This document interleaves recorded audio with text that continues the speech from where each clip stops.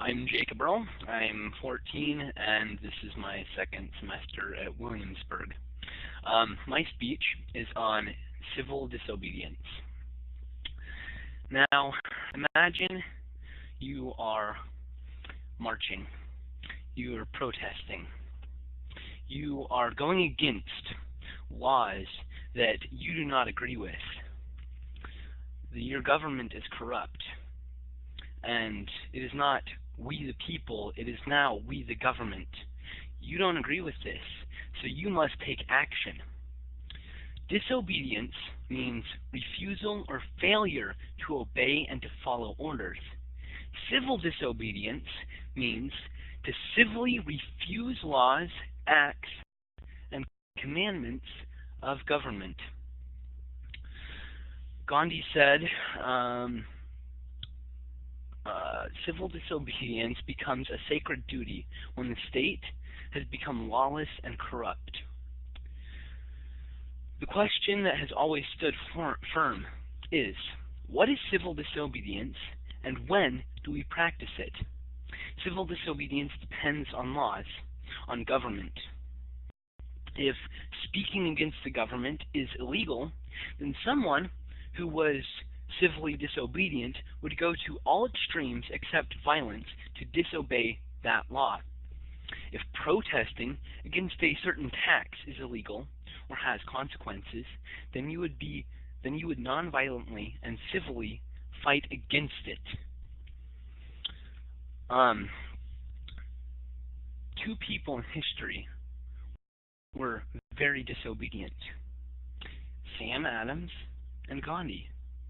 Gandhi marched against salt tax. Sam Adams violently egged on British soldiers and was an extremist in the revolution. Gandhi, he was civil about his protests. Martin Luther King was a protester. So were the Ku Klux Klan. The difference? One was civil and the other was violent.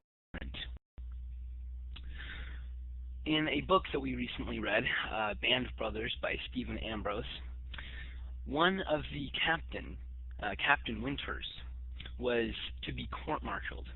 His men illegally asked for a resignation, and from the army. They didn't use their guns, but they were illegally disobeying. This is civil disobedience. Do we illegally disobey when our rights, such as freedom of speech, are endangered? Do we jump on our White House lawn when we don't agree with our government? Do we march against salt taxes if it is illegal to do so? Where do we draw the line? Thoreau said, "If you are cheated out of a single dollar by your neighbor, you do not rest satisfied with knowing that you are cheated, or with saying you are cheated, or even with petitioning with him to pay your due, but you take effectual steps at once to obtain the full amount and see that you are never cheated again." This is civil disobedience. Where will you draw the line? Thank you. My first question is the one that you just asked. Where do you draw the line? I believe that when it's going to be different for all people. Gandhi didn't live in America. In America, it's legal to protest. We could go march 1,000,000 miles, and it would not be illegal. We can do a lot of things in America. We have a lot of freedom. But I see when our government becomes lawless, corrupt, and the people have no power at all. If I cannot send a letter to my, if it is illegal to be involved with politics, as I hope it never will be, if it's illegal to stand up for your own rights and voice your opinion, I believe it is time to stand up and practice civil disobedience. And one of the lines of my speech was, there's a time for silence. There's a time for protesting.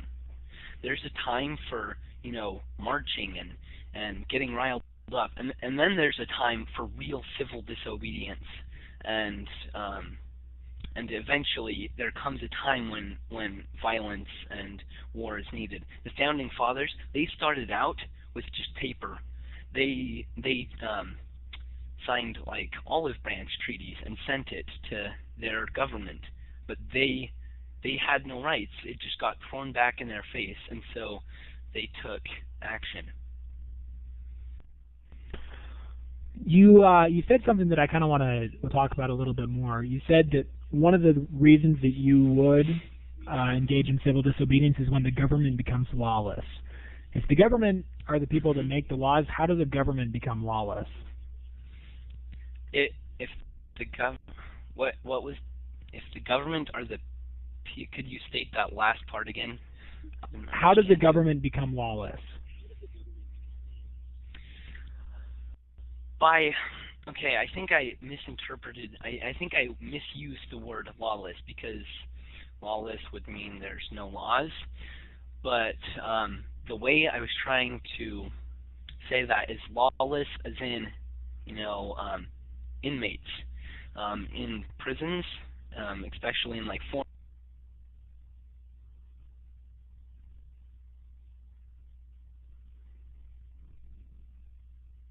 prisons. There's no laws, and there's fighting and killing, and in foreign prisons, they aren't trying to make prisoners who, after their time's up, can go back and be civilized citizens again. They just try and keep them in.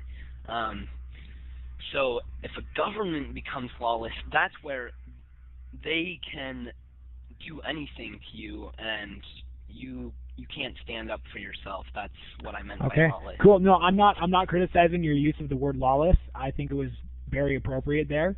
I just wanted to make sure that you knew what you were talking about. Talk to me about FDR.